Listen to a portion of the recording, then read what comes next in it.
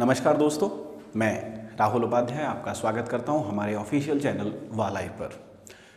सबसे पहले मैं उन लोगों को बधाई देता हूं, स्पेशली दिल्ली वालों को, कि जहां लॉकडाउन खुल चुका है, मार्केट खुल चुका है, बाज़ार गुलजार होना शुरू हो गए हैं। लेकिन मेरी एक विनती है उनको कि ये एक मार्केट खुलना आप उसको एक चेतावनी की तरह लें और भरपूर सावधानी बरतें, क्योंकि मार्केट खुला है, कोरोना नहीं गया है।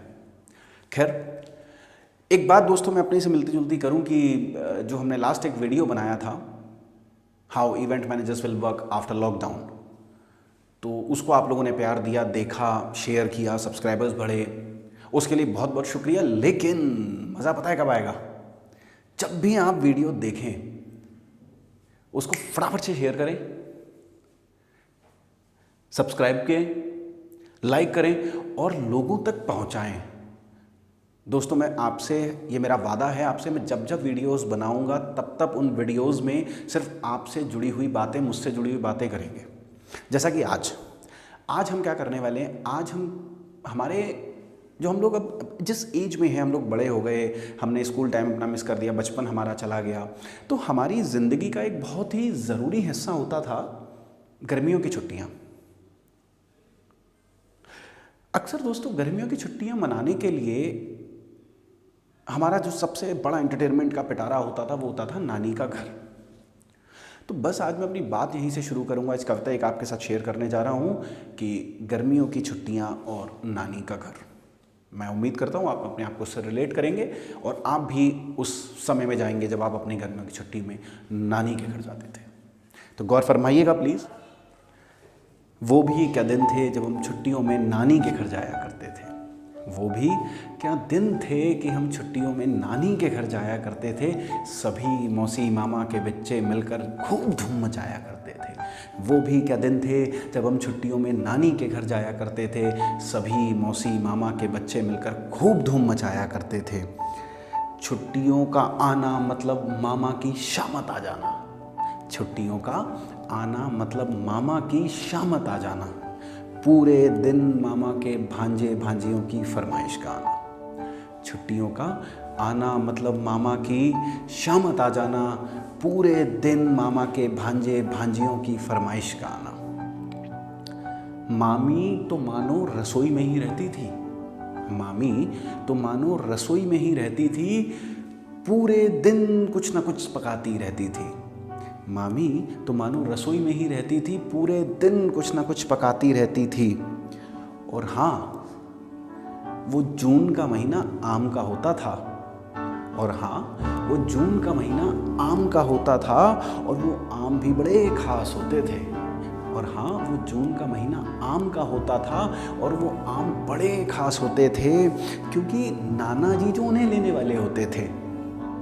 और हाँ, जून का महीना आम का होता था, वो आम बड़े खास होते थे क्योंकि नाना जी जो उन्हें लेने वाले होते थे, नाना जी को आम लेता देख, नाना जी को आम लेता देख बूढ़े ठेल वाले को भी नाना जी कहकर पुकारना। नाना जी को आम लेता देख बूढ़े ठेल वाले को भी नाना जी कहकर पुकारना।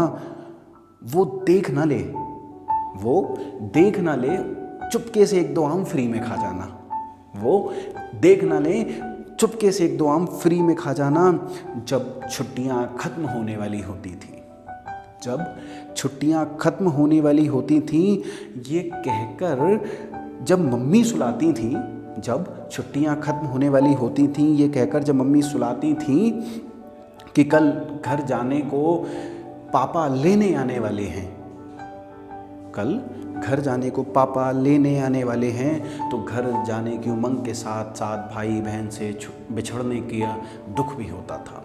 घर जाने की उमंग के साथ साथ भाई बहन से बिछड़ने का दुख भी होता था। इसलिए अगली साल जब हम फिर आएंगे तो क्या करेंगे, इसलिए जब अगली साल हम फिर आएंगे तो क्या करेंगे, इसका पूरा प्लान करके जाते थे।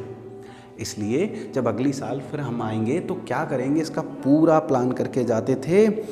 यूं ही कुछ साल बीत गए, यूं ही कुछ साल बीत गए और हम बड़े हो गए, यूं ही कुछ साल बीत गए और हम बड़े हो गए। अब वो छुट्टियां कभी नहीं आती। यूं ही कुछ साल बीत गए, हम बड़े हो गए, अब वो छुट्टियां कब नहीं आती। नानी के घर जाए परसों बीत जाते हैं, नानी के घर जाए, बरसों बीत जाते हैं, ज़िंदगी बनाने की आस में हम असल ज़िंदगी भूल गए। ज़िंदगी बनाने की आस में हम असल ज़िंदगी भूल गए। क्या कभी वो दिन वापस आएंगे? क्या कभी वो दिन वापस आएंगे? क्या हम पहले की तरह नानी के घर जा पाएंगे? क्या कभी वो दिन वापस आएंगे? क्या अब हम पहले की तरह नानी के घर जा पाएंगे? क्या इस मुसाफिर भरी ज़िंदगी में, क्या इस मुसाफिर भरी ज़िंदगी में कोई हमें हमारा बचपन लौटा पाएगा? क्या इस मुसाफिर भरी ज़िंदगी कोई हमें बचपन लौटा पाएगा? अब शायद ये कभी कोई कहकर नहीं बुलाएगा, ये बच्चा बहुत अच्छा है। शायद अब ये कभी हमें कहकर नहीं बुलाएगा कि ये बच्चा बहुत अच्छा है। बहुत बहुत शुक्रिया दोस्तों। इस कविता को ज़्यादा से ज़्यादा लाइक कीजिए, शेयर कीजिए, सब्सक्राइब कीजिए और बस एंजॉय कीजिए अपनी गर्मियों की छुट्टियों में, अपनी यादों को और अपना प्यार बनाए रखिए परिवार के साथ और जाते रहिए नानी के घर। Thank you.